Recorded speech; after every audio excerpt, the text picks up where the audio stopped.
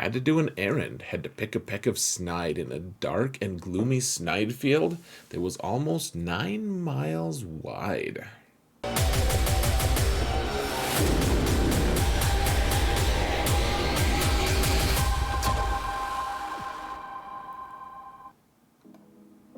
Hello everyone, and welcome to another episode of Zareth Prevails. We're going to talk about 5 characters who don't need gear to be good, because there are some characters that don't need as much gear. Let's just get it out of the way. All these characters, at least most of them, are going to be better if you put gear on them. They just are. Their output's going to be better, their survivability is going to be better, and they're going to be able to perform at a higher level. However, you don't absolutely need them to be high relic. If you need to put gear on other characters first, this is just me trying to help kind of preserve your gear and everything and try to prioritize what characters should you be putting gear on. So you want to put gear on characters that are like tanks that are taking a lot of hits. You want to put a lot of gear and relics on characters who are doing a lot of hits, because they're the ones who are they're dealing damage. You need that output from relics and gear. But there are a bunch of characters who are kind of in support roles that you just don't need much gear on, frankly, because they have mechanics that keep them alive and they're just there for functionality. So put gear on these characters if you want, if you need to, but they're kind of just, I don't know, it's an interesting way to approach things and try to maximize your roster while still maximizing your output. So without further ado, let's go to the game. Let's talk about this, guys. The goal is to keep this video pretty dang short. So the first one is going to be Night Sister Zombie. I know I just said tanks don't really fit into this list, but Night Sister Zombie is a little bit different because of her Undying Sacrifice. Now, this is kind of ironic because she does have a minimum gear threshold. She needs to be gear 10 in order for this to work, because the ability doesn't unlock until gear 10.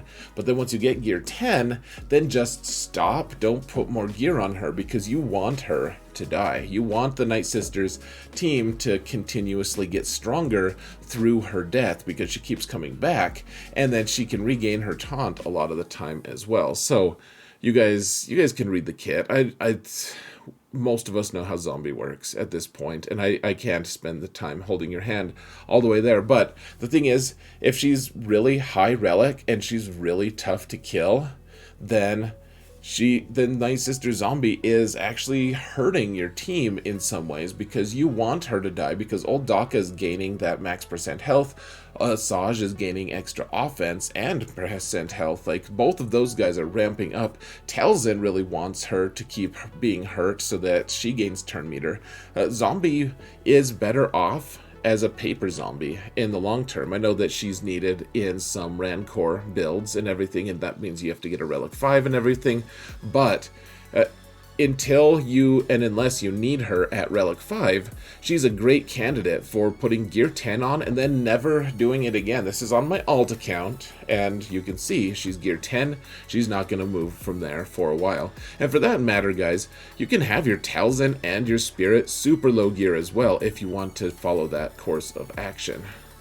Next is Basty, and you can see she's Relic 1. My main account, Basty, for a long time, up till just very recently, was at Relic 3, because even though I have her facing like Supreme Leader Kylo and everything, she doesn't need to be super duper survivable. It's nice, granted, but she doesn't need it. There's a couple different reasons that she doesn't really need that much speed, or that doesn't need that much relic. So she does want speed, and therefore, I mean, a lot of characters, that's the other piece of it, guys, is putting a lot of gear on characters also increases their speed all the way up to a certain point, and she does need a certain speed threshold, but she doesn't need a ton of relics after that.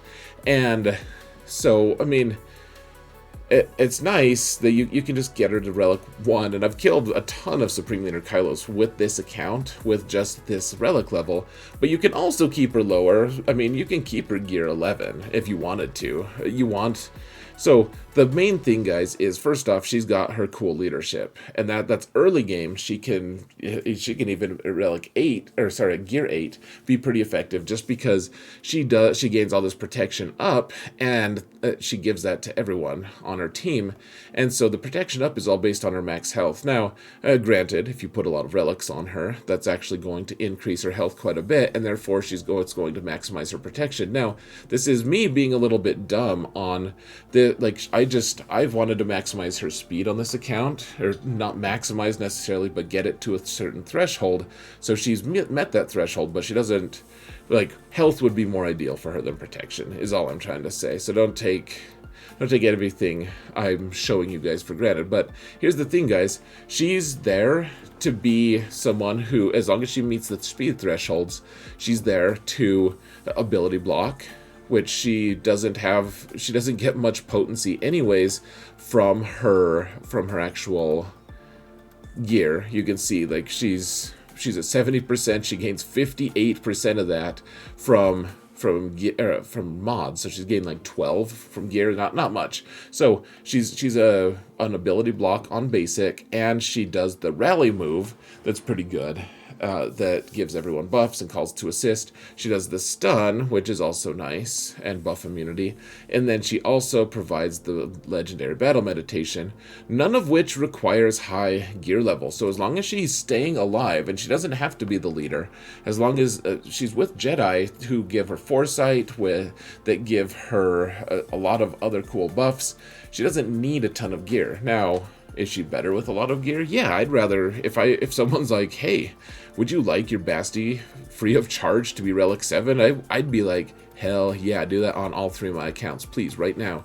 But if they're like, but it costs you money, I'll be like, no thanks. She's fine at Relic 1. She's fine at Gear 11. She's fine. She's also kind of fine. I mean, even if it's a game, it's awkward. So next we've got B2, and this is what I like to think of as the Sarah special, because I always make fun of her for having a Gear 12 B2, and honestly, you don't absolutely need Relic B2. I like having a B2 at Relics, but I mean, he's only at Relic 1 anyways. The thing is, he needs to survive. He needs to be alive. You're actually incentivized to keep his relics lower than Magna Guard, because if you have Watt on the team and you put him on defense, which granted that doesn't happen very often anymore, but if you do happen to have that situation, then Magna Guard is, you don't want Watt to give him the shield tech. You want Magna Guard to have the shield tech.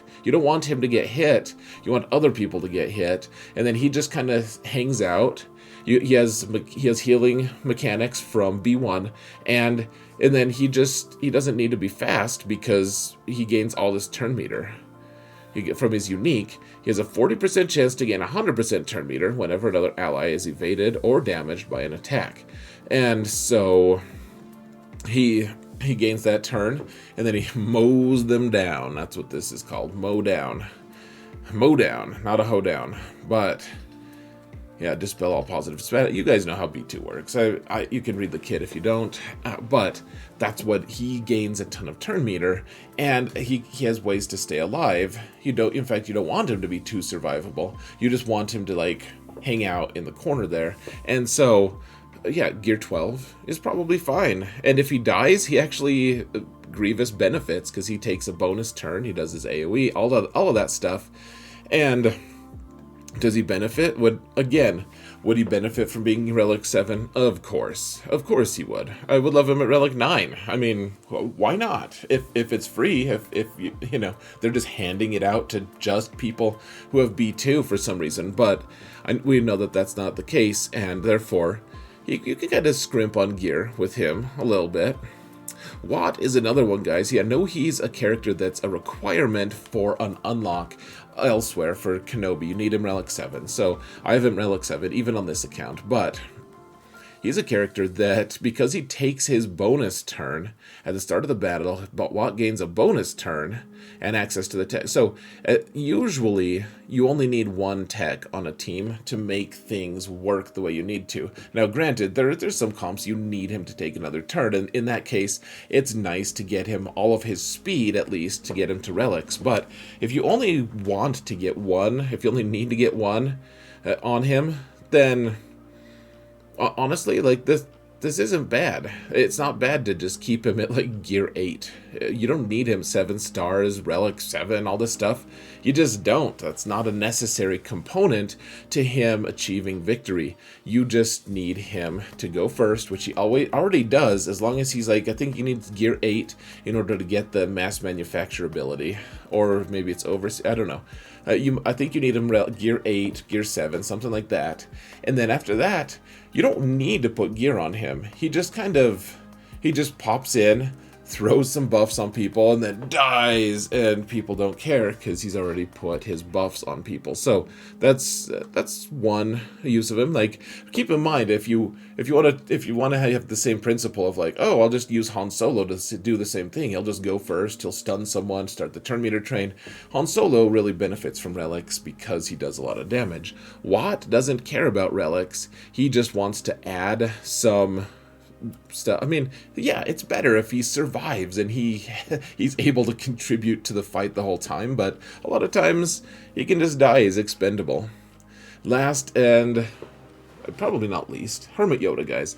He's another guy who he just hides. He has mechanics to keep him alive, to keep it so that he has 100% evasion while stealthed, which is interesting because if people have a ton of, like, an accuracy arrow would actually help you start hitting him, I believe. I don't know. It's just a very interesting thing. Like, I think you can start hitting him though, but he has that evasion and he's got stealth. So you don't need hit. Like, my Prevail Man account just unlocked him at 5 stars, and he's going to be like gear 7 or 8, and he's just going to hang out. He's going to give master's training to people. He's going to heal people, and so he's going to have foresight. He's got all that evasion. He's got all this stuff, and that's all you need. That's all you need from him is that kind of that skill set, you know. So you don't need a bunch of relics on him.